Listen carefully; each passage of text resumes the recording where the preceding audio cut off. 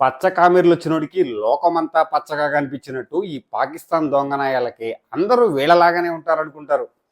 మొన్నటి వరకు విరాట్ కోహ్లీ మీద పడి ఏడ్చారు. ఇప్పుడు వైభవ్ సూర్యవంశీ. అసలు ఇది నవ్వాలో లేదంటే కోపం తెచ్చుకోవాలో అర్థం కావడం లేదు. బ్యాట్లో ఏ చిప్ పెట్టి ఆడవిందిరా నాయన, అసలు మీరు ఇలా ఎలా మాట్లాడతారా బాబు, ఇంత వెర్రితనంగా ఎలా ఉంటారా బాబు.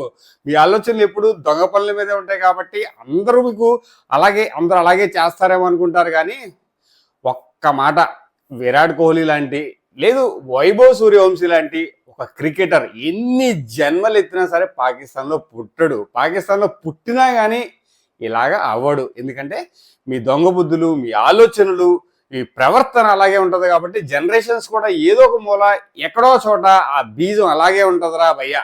సో నాకైతే అది విన్న దగ్గర నుంచి న్యూస్ చూసిన దగ్గర నుంచి వీడియో చేద్దాం అనుకున్నా కానీ కుదరలేదు. బట్ నిజంగా నా న్యూస్ చూసిన తర్వాత ఎలా నవ్వాలి, ఏం చేయాలి, కోపంలో అర్థం కాలేదు. అసలు నిజంగానే ఇది కామెడీ పీసులు అనమాట. ఒకటి తర్వాత ఒకడు అసలు నాకు అర్థం కాదు. క్రికెటర్ల దగ్గర నుంచి రాజకీయ నాయకుల దగ్గర నుంచి అసలు రకరకాలుగా మాట్లాడతారా నాయన. ఏం పిచ్చో ఏం వెర్రో తెలియదు కానీ నిజంగానే పిచ్చి నాయాలనాలో లేదా దొంగ నాయాలనాలో తెలియదు కానీ నిజంగానే కామెడీ పీసులు అయ్యా. నిజంగానే వైభవ్ సూర్యవంశీ ఇది ఎక్స్ట్రాడినరీ, అంటే వండర్ కిడ్ అనాలి ఆ ఏజ్లో అలా ఆడడం. So hats off. సో దానికి మాత్రం మనం సలాం చెప్పాలి. ఇలాంటి న్యూస్లు పట్టించుకోకూడదు. ఇలాంటి దొంగనాయాలు ఎప్పుడు ఇలాగే ఆలోచిస్తారు కాబట్టి అవన్నీ పట్టించుకోకుండా దీన్ని ఒక కామెడీగా తీసుకొని మనం ముందుకు వెళ్ళాలనేది నా ఉద్దేశం అనమాట. ఎందుకని చెప్పడానికి ఏమీ లేదు. జై హింద్ శ్రేణి.